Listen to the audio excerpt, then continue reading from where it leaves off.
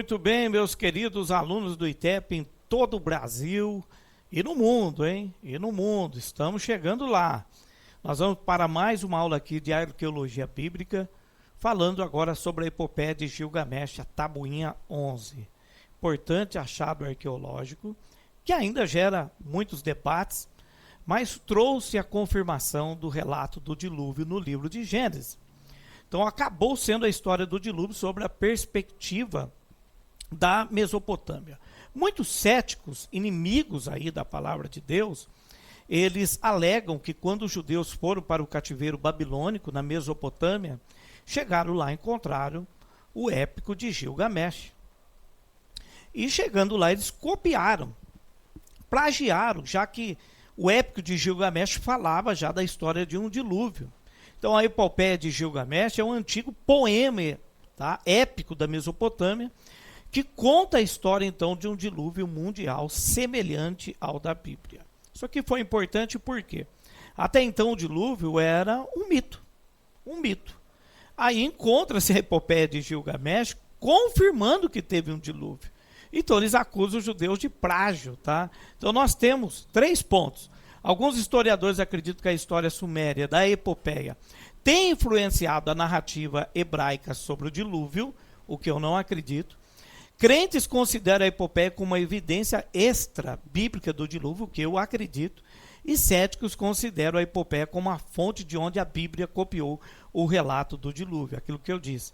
Alguns acreditam que por volta do 5º século, então os judeus, quando chegam na Babilônia, eles contam, eles já tinham alguma coisa, mas eles contam a história do Gênesis através dessa epopeia. Então, a epopeia de Gilgamesh foi escrita em cuneiforme por volta de 1800 a.C. O rei Assurbanipal compilou a obra no século 7, tá? Antes de Cristo, reunindo diversas lendas e poemas suméricos sobre o deus herói Gilgamesh e Enkidu. O dilúvio da epopeia de Gilgamesh está escrito na 11ª tabuinha, que não dá para ver aí, é claro, do conjunto de 12 tabuinhas que compõem a obra, conhecido como Tablet Flood. A tabuinha foi revelada em 1872 pelo erudito autodidata George Smith. Então nós estamos vendo aí que a epopeia de Gilgamesh traz ainda muitos debates nas faculdades, nas universidades, assim como a questão do código Hammurabi. Quando você vai estudar direito, a primeira coisa que falam, né? O código Hammurabi, ele antecede a lei de Moisés. Moisés imitou, ele já conhecia o código Hammurabi. E também tento acusar que os judeus copiaram o livro de Gênesis com base na epopeia de Gilgamesh. Mas, na verdade, essa epopeia só está confirmando o relato bíblico. Aí vai entrar aquela discussão dilúvio local, dilúvio universal. Agora, hein? Ficou fácil, hein? Para um debate, hein? Ou não ficou? Vamos prosseguir, então, porque nós temos outro achado, que é a Pedra de Roseta, que nós já falamos com vocês em outras aulas. Estamos apresentando aqui ela de forma mais clara, tá? E inclusive tem a tradução, tá, dessa Pedra de Roseta, para quem quiser ler, tem na internet a tradução da Pedra de Roseta, tá? Até a questão do texto integral. Então ela é um fragmento de uma estela de granodiorito, tá? Ou seja, erigida pelo Egito Ptolomaico, ou seja, cujo texto foi crucial para a compreensão moderna dos hieroglifos egípcios, aqueles sinais, e deu início a um novo ramo de conhecimento. Por quê, meus queridos? Vocês se recordam que aqui, exatamente na Pedra de Roseta, ela está escrita em 3 idiomas, tá? Em 2 egípcios e um em grego. Através do grego é que conseguiram chegar à tradução das outras 2 fontes. Isso facilitou demais a compreensão de todo mundo para o estudo das línguas antigas no Antigo Egito. Perdoe a minha redundância, mas havia muita dificuldade de compreensão através daquela linguagem de figuras, de sinais, dos hieroglifos. Era muito difícil compreender. Então, eles compreenderam através de algumas palavras que estavam em grego, que também haviam palavras semelhantes lá que eles conheciam.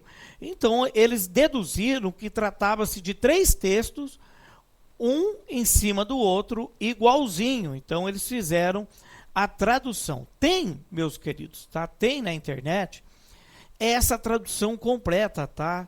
E ela vai falar de quem? Do rei Ptolomeu, faraó Ptolomeu V, tá? Você vai se lembrar da dinastia dos Ptolomeus, que vem da questão de Alexandre o Grande, tá? Então, foi muito importante esse achado, tá? Tem aqui na Engenheiro Coelho, tá? No Museu de Arqueologia UMAB, tem uma réplica para quem quiser marcar e visitar, pertinho aqui no interior de São Paulo, e em outros museus também aí pelo mundo temos uma réplica, tá? Seria interessante que você entrasse na internet depois e desse uma lida, ok? Na tradução, porque essa pedra está enaltecendo nada mais, nada menos do que Ptolomeu, né? Ele é chamado de filho de Ra, nessa pedra, ele é chamado de eterno, preste atenção nisso, amado de Ptah, tá? Ou seja,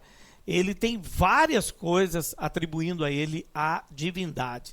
Vai ter um decreto, tá? Escrito aí sobre essa pedra, e ele é chamado Deus Epifânio, para vocês terem uma ideia da loucura que era. Então essa pedra é um achado arqueológico espetacular, que vem para confirmar exatamente muitos relatos bíblicos, tá? Vem para confirmar a história e veracidade dos relatos bíblicos, inclusive do método de trabalho do povo egípcio e toda aquela história. Daniel, capítulo de número 11, nós temos ali dentro a dinastia dos Ptolomeus. Pastor, fazer um estudo de Daniel, capítulo 11, a partir do versículo 3, nós temos a morte de Alexandre o Grande ali, e depois o reino sendo dividido em 4 ventos ou 4 reinos, e Ptolomeu é um que vai se tornar faraó no Egito. Inclusive vai vir um filme famoso agora, estrelado pela judia Gal Gadot, que foi a Mulher Maravilha, que vai fazer Cleópatra, que tem ligação com essa dinastia. Olha que interessante. O ITEP também é cultura, hein? Na próxima aula, meus queridos, nós vamos trazer algo sensacional para vocês aqui de arqueologia. Para quem ama arqueologia, comprovação bíblica, nós preparamos aí algo sensacional para vocês, que foi uma pincelada nas aulas passadas, mas nós vamos trazer para vocês do ITEP aqui algo especial para quem ama arqueologia bíblica e comprovação. Lembrando que o pastor Aniel estará no Egito, eu estarei no Egito agora, se Deus quiser e eu viver, é claro, se o Eterno permitir, e eu farei uma expedição no Egito, Monte Sinai, pirâmides do Egito, e você, aluno do ITEP, pode participar comigo, hein? Pode participar comigo, inclusive pode ir comigo ano que vem, mas pode participar, porque eu não vou deixar vocês fora dessa expedição, ok? Forte abraço.